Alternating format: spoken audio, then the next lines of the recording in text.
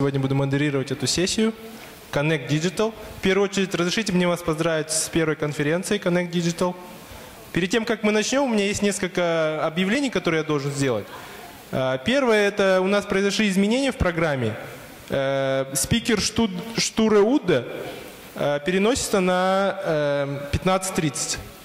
И интернет-магазин bff.kz переносится на 16:00. Стартап-сессия переносится на 17:30. Также у нас работает здесь Wi-Fi.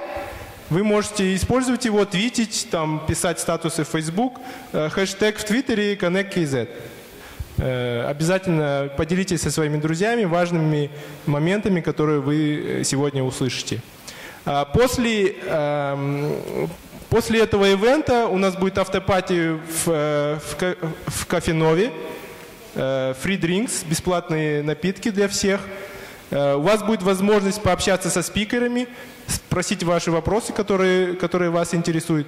Также вы можете задать вопросы во время презентации. Специально время мы под вопросы не будем выделять, но если у вас есть вопросы, вы можете поднимать руку, я вам буду давать слово. После каждой презентации несколько вопросов мы можем принять.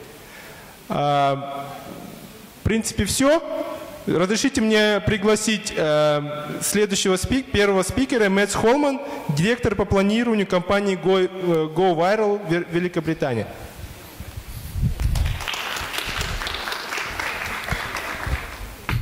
Hello, everyone. So I've been allowed to entertain you for the next 30 or 40 minutes. Mostly this is about social and social media. But I come from a company called Go Viral, and to those of you that don't know, it's started out as a little Danish company. It's not so much anymore. We've got offices in 8 countries, and we were acquired by AOL last year. But we work with brands. We distribute videos and other content for brands online. And I guess what I'm going to talk about today is kind of a mix of all those things. What I think social media means for society, but perhaps even more for my world, what it means for businesses and perhaps also for governments. First, I thought I'd show you a little bit of the stuff that we work about, so you have an idea.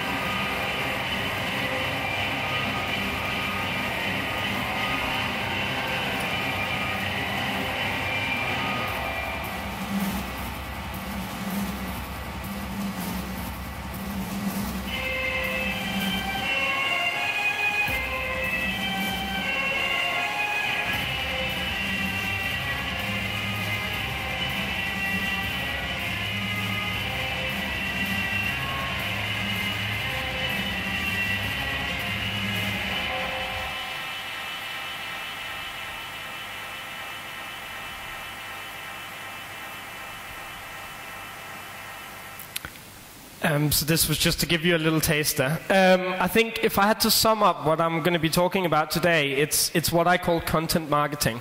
And the backdrop of that is I think that as companies and as also as governments, we probably have an opportunity that we've never had before. It's the fact that we can now own the conversation.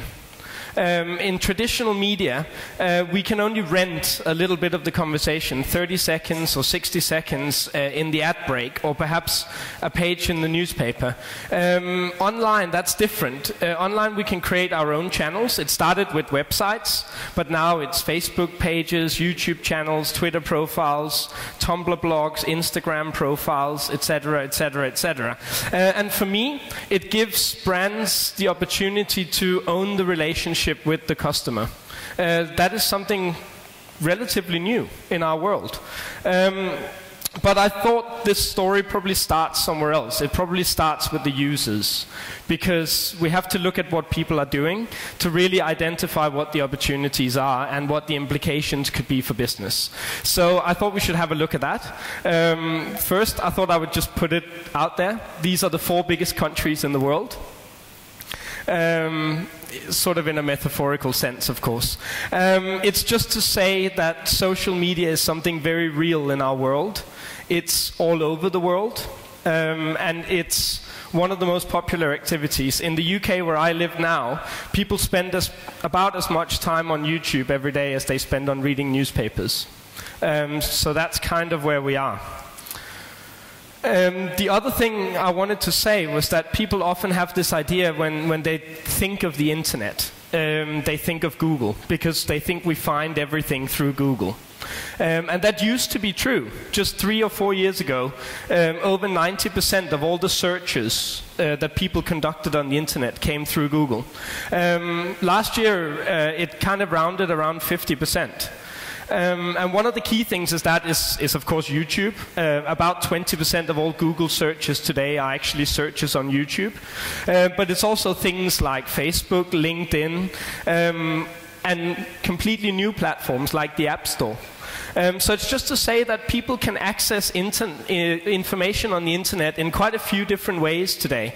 And when we started out sort of communicating online, people used to say, oh, but you got to make sure you rank high in Google. In the last year or two, we've seen businesses pop up that didn't even have a website. Things like Instagram or Angry Birds that cared more about being in the App Store than having a website. Although it's still internet and it's still social media. So it's just to say that the world is changing quite dramatically these years.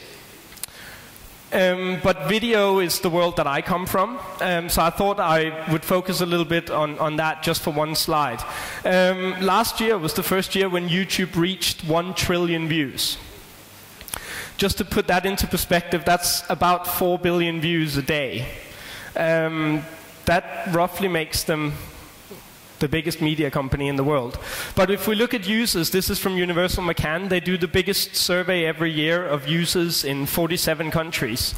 And they still rank watching video as the most popular activity online. So it's the one activity that people state most often that they have done on the internet. I think it's quite natural. If we look at traditional media, we also spend more time watching TV than anything else. Video and living images have a very strong emotional impact on human beings.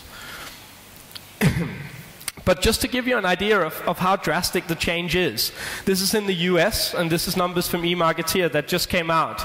And it basically separates between people who buy physical assets of film or TV, so DVDs, or I go to and rent a film, versus I access that film digital. Just last year, physical viewing was almost twice as big as online. This year, all predictions say that online will be significantly bigger, or digital will be significantly bigger than physical. In just 1 year, this is toppled upside down, largely due to services like Netflix and LoveFilm that lets people access films and TV whenever they want and on the device where they want. To put it quite simply, there is no reason for me to sit and wait 5 hours on TV until the movie I want to watch comes on if I can just watch it now. That's the world users are getting used to. That's the criteria that we have to live in the world of tomorrow as organizations and as brands. It also means that there are new forms of content emerging. This focuses on video, but I could also talk about apps and social games as new categories of media. Funnily enough, we see this new world of content between 60 and 600 seconds, so between 1 and 10 minutes. It's largely a form of content that have never existed before, because there wasn't a platform for it. We still see across different devices that in traditional TVs on the right, people prefer to watch longer content, but when they start to go on a mobile phone or on a tablet or on their computer, they actually prefer content that is a bit more like snacks. You can eat quite a few of them without getting really full. We also know that video and social have a lot to do with each other.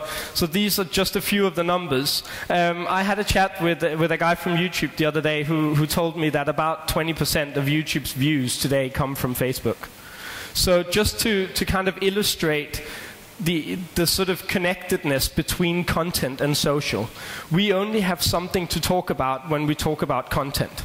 Content can come from our own lives, or it can come from someone else. But content is still what drives the conversation. It's important to remember, because it also means that if we don't have content, we can't really participate in the conversation. In many ways, I think all companies will become media companies. All companies will have to figure out how they talk to the world. We used to be able to just talk in 30 seconds or 60 seconds in a TV ad. Now people want to know who we are and how we smell and what we think about different things in the world. People want to have a deeper relationship with the brands that they use, because we use brands to tell the world who we are. We have to make sure that the brands have the same opinion about life that we do, or at least that brands can inspire us. So this is my own kind of graph of how I think social works. It's just to explain that there are different kinds of social media. Social media is not all the same. In fact, it's far from all the same. On the left here, we have services that allows people to be social with each other, kind of on a one-to-one basis. So when I write an email to someone else, it's quite a personal form of social media. Skype is another example. These are typically actually the oldest forms of social media, the ones that came first. On the right here, we have social media that is designed to reach as many people as possible. YouTube's slogan is broadcast yourself. You know, get yourself out to all the people in the world. The difference further down is kind of Facebook is I share to all my friends. Twitter is I share to everyone who wants to listen to me. So it's just to say that there are different channels that serve different purposes. I also added things like Bambuser, because they played quite an instrumental role in the Arab Spring, giving people a video platform that they could get these images onto the internet faster than any media company could. That's quite extraordinary. Then the other part of the graph goes from discovery to echo. And it's also to say that different kinds of